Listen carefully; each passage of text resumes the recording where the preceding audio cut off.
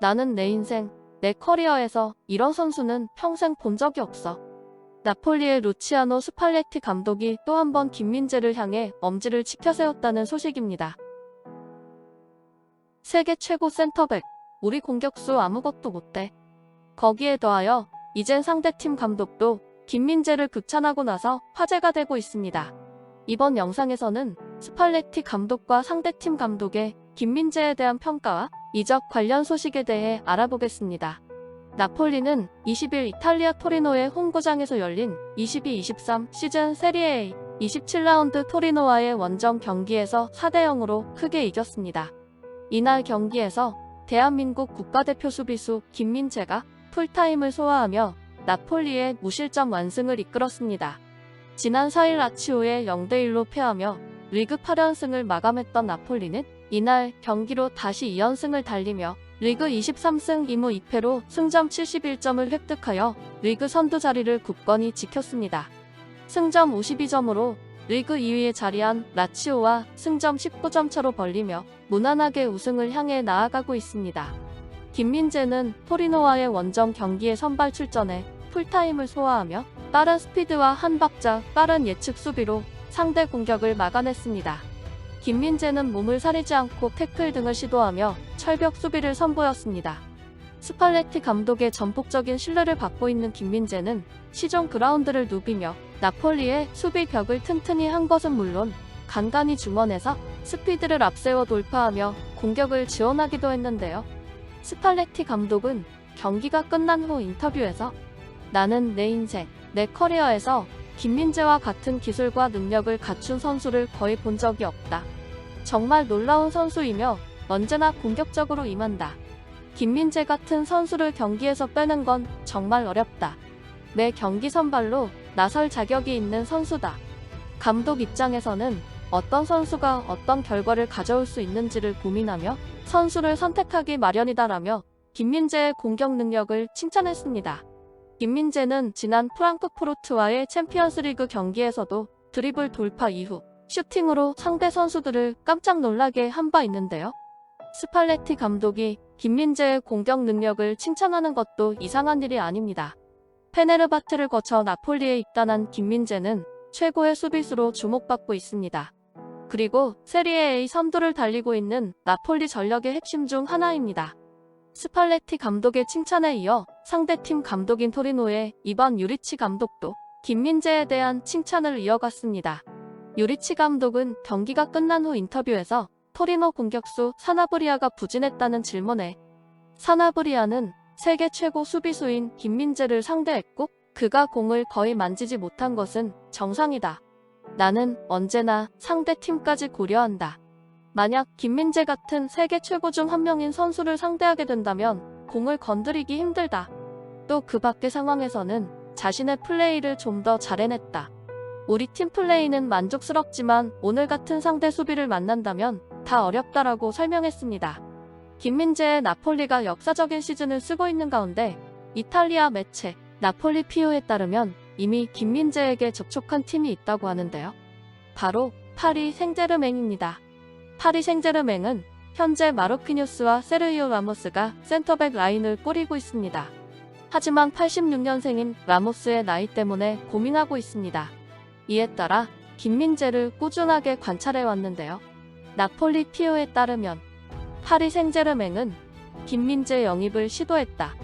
하지만 김민재는 나폴리를 떠나는 것을 거절한 상태다. 김민재는 파리 생제르맹과 대화하는 것을 원치 않았다. 김민재는 나폴리에서 매우 행복하며 시즌 말에 아우렐리오 데 라우렌티스 회장이 제안할 것을 기다리고 있다라고 전했습니다.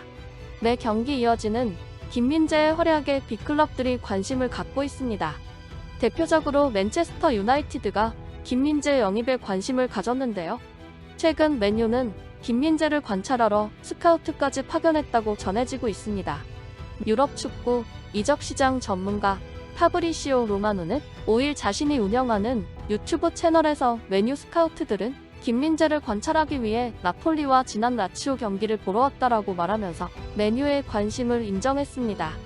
여기에 리버풀도 김민재를 관찰하러 스카우트를 파견했다는 소식이 전해져 화제가 되고 있습니다. 영국 매체 팀토크의 벤 제이콥스 기자에 따르면 리버풀은 김민재를 타깃으로 삼고 있으며 나폴리에 스카우트를 파견했다고 전했습니다. 현재 리버풀은 즉시 전력감 중앙 수비수를 필요로 하고 있습니다. 버질 반 다이크가 부상에서 회복해 돌아왔지만 예전의 폼을 보여주지 못하고 있고 조엘 마티프와 조 고메즈도 반 다이크의 파트너로 기대 이하의 활약을 펼치고 있습니다. 이에 제이콥스는 이번 여름 이적 시장에서 김민재는 센터백이 필요한 구단들에게 스카우팅될 것이다. 스팔레티 감독은 김민재에 대해 세계 최고의 센터백 중 한 명이라고 이미 언급했다. 그의 경기력과 지능, 판단력, 수비 능력을 봤을 때 그런 이유에 대해 이해할 수 있을 것이다.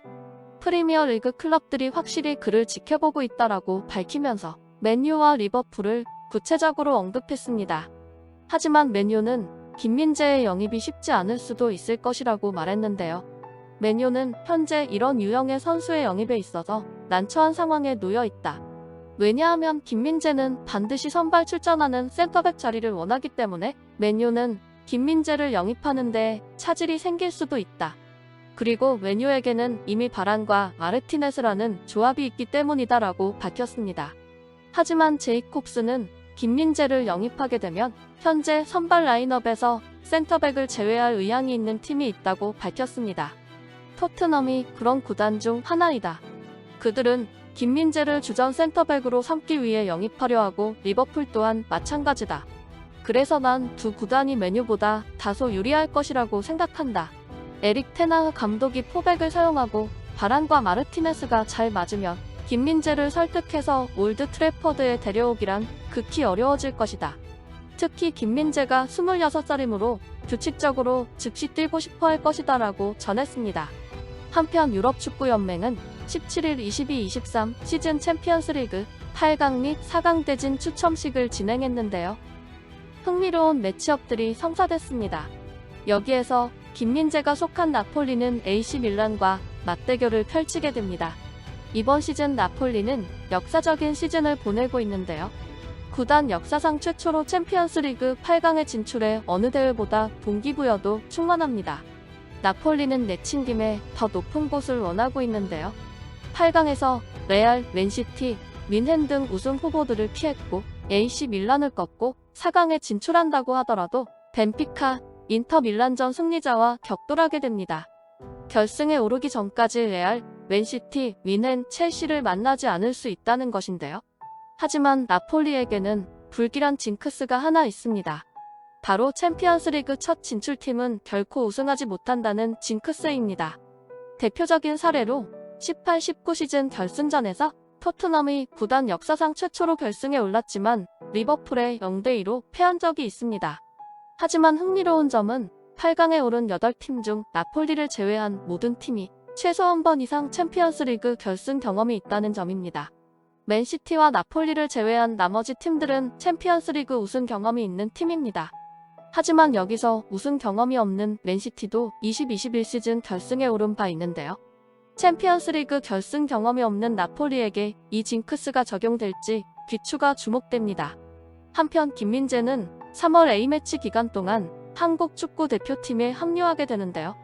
김민재는 21일 오전 한국에 입국하여 파주에 위치한 축구 대표팀 트레이닝 센터에 입소해 24일 콜롬비아, 28일 우루과이와 A매치 2연전을 준비하게 됩니다. 지금까지 든든TV였습니다. 구독과 좋아요는 영상 제작에 큰 힘이 됩니다. 다음에 더 재미있는 영상으로 찾아뵙겠습니다. 이 채널을 위하여 소중한 시간을 내주셔서 감사합니다.